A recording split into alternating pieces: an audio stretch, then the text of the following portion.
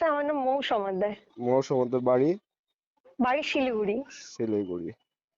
Proper শিলিগুড়িতে নাকি? আর Siliguri NJP থেকে আমার বাড়ি আরো 10 কিলোমিটার, ওই ফাঁসি দেওয়া জায়গার নাম।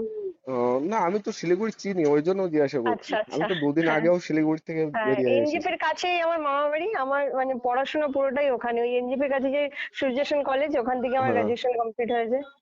আর নর্থ বেঙ্গল ইউনিভার্সিটি থেকে এমএ করেছি। হুম। এখন সিলেকশন পেয়েছো কিসে? বিএসএফ। অন্তত একটা পোস্ট পেয়ে নিজের পায়ে দাঁড়িয়েছো, এটা কতটা অনুভূতি হচ্ছে?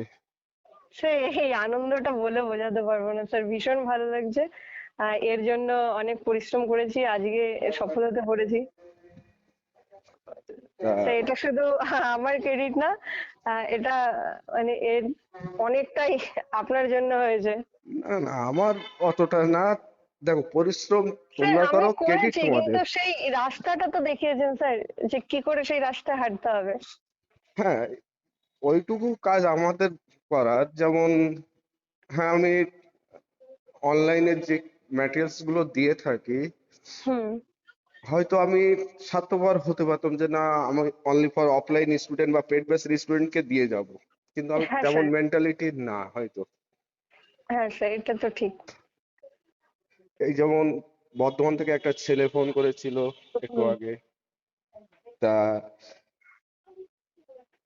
কতটা আমার ক্লাস থেকে উপকৃত হয়েছো? স্যার আপনার ক্লাস থেকে আমি তো পুরোপুরি 100% উপকৃত হয়েছি, কারণ কি স্যার আমি TWS এ ক্লাস করেছি, সেখান থেকেও আমি অনেকটা শিখেছি। কিন্তু স্যার আমার সেন্ট্রালের কি সমস্ত কোশ্চেন প্যাটার্ন আসে সেটা আমার ধারণা ছিল না। আমি WP কেপির জন্যই সবসময় করেছি, কিন্তু যখন দেখছি না সেন্ট্রালের ম্যাথের ধাঁচগুলো একটু আলাদা, কিন্তু ওখানে না সেই জিনিসটা আমি পাইনি। তো ওই করতে করতে আমি হঠাৎ আপনার ক্লাস চোখে পড়ে, এবার সেখানে আমি স্টপ হয়ে গিয়ে দু একটা ক্লাস ফলো করি। তো হুম। আমার ওখান থেকে ভালো লেগে যায়। তারপরেও আমি খুব একটা সময় পাইনি, লাস্ট 1 মান্থ মতো পেয়েছি, কিন্তু যেই সময়টা পেয়েছি আমি পুরোপুরি আপনার ক্লাস ফলো করেছি। আর সেটা ফলো করেছি বলে আজকে আমি এখানে দাঁড়িয়ে বলতে পারছি যে আমি একটা পোস্ট পেয়েছি। যাক। আর আমি তো বলবো স্যার, যদি কেউ পেড ব্যাচ নেওয়ার সামর্থ্য না থাকে, হুম। আপনার ফ্রি ব্যাচ করেও আজকে এই জায়গাটা আসা সম্ভব, কারণ সমস্ত কিছু তো স্যার আপনি ফ্রিতেই দিয়ে দিচ্ছেন। আমি তো ফ্রিতে দিয়ে দিই, স্টুডেন্টরা তো এটাই বোঝে না। আমি তো ভিডিও দিয়ে দিই, ভিডিওতে ফুল কনসেপ্ট দিয়ে দিই। এই যেমন এসএসসি জিডি 2025-এ যেসব টাফ ম্যাথের হুম লেভেল ঢুকেছিল, চক্রবৃদ্ধি সুদ বলো, হুম শতকরা, হুম হুম। তার সব কনসেপচুয়াল ভিডিও আমি প্রোভাইড করে দিচ্ছি। আমি তো অফলাইন হ্যাঁ স্যার, স্টুডেন্টের আমি জন্য রেখে দিতে পারতাম। স্যার সরল এইগুলো তো স্যার মানে কমন সব ইয়েতেই আসে, কিন্তু আমি কিছু কিছু ম্যাথ মানে আমার সেটে 4টা থেকে 5টা ম্যাথ হুবহু আপনার টাইপ একদম পুরো বসিয়ে দিয়েছে। হ্যাঁ সেখানে ডিজিট চেঞ্জ উনিশ করে বিশ দেবে, কিন্তু ম্যাথটা ও তো তো আমি পুরোপুরি একদম সেম। ও তো আমি বারবার বলি যে ডিজিট 19-20 হবে, হ্যাঁ কিন্তু হ্যাঁ হ্যাঁ। প্যাটার্নকে এইটা হবে। আমার এক্সাম ছিল 21শে ফেব্রুয়ারি, লাস্ট দুদিন আগে আপনার আমি কম্পাউন্ড ইন্টারেস্ট আর গড়ের ম্যাথ করছিলাম।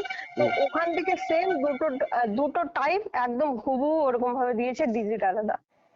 যাক, এখন বাবা মা কতটা খুশি? তো বাবা মা তো ভীষণ খুশি। বাবা মা ভীষণ খুশি। হ্যাঁ এখন স্যার। সেন্টারে যেদিন স্টুডেন্ট বরণ করা হবে, চাকরি যারা পেয়েছে প্রত্যেককে, আমি বলবো সেদিন অবশ্যই তুমি আসবে। হয়তো হ্যাঁ স্যার। ডেট 26শে জানুয়ারি রাখা হচ্ছে। আচ্ছা স্যার, ঠিক আছে। আর তোমার নামটা কি? স্যার মৌ সমাদ্দার। মৌসুমন্দার। হ্যাঁ। শিলিগুড়ি গিয়েছিলাম, অথচ স্যারকে একবারের জন্য বাড়িতে ইনভাইট করলেন না যে স্যার আমাদের বাড়িটা দেখে যান। হ্যাঁ স্যার, নিচে এই আমার যে ফটো এখনটা। দেখেছিলে? হ্যাঁ স্যার দেখেছি। যে আমি পাহাড়ে আমি গিয়েছি, তোমার হ্যাঁ বাড়ি স্যার, আমি এলাকায়। সবসময় আপনাকে ফলো করি, দেখি, আমি এফবিতেও দেখি, এখনো ক্লাস দেখি। হুম। সেগুলো করি, কারণ আগামী দিনে আরো উপরে যাওয়ার চেষ্টা আছে। অবশ্যই।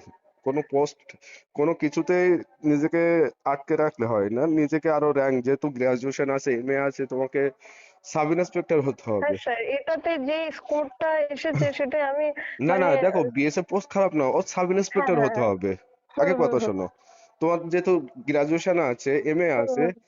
তুমি বছর পাঁচেক পর হয়তো সাব ইন্সপেক্টরের পরীক্ষা বসতে পারবে। রিক্রুটমেন্ট আচ্ছা। অফিসিয়াল ভাবে হয় ওটা, মানে ওদের নিজের ডিপার্টমেন্ট থেকে। হ্যাঁ স্যার।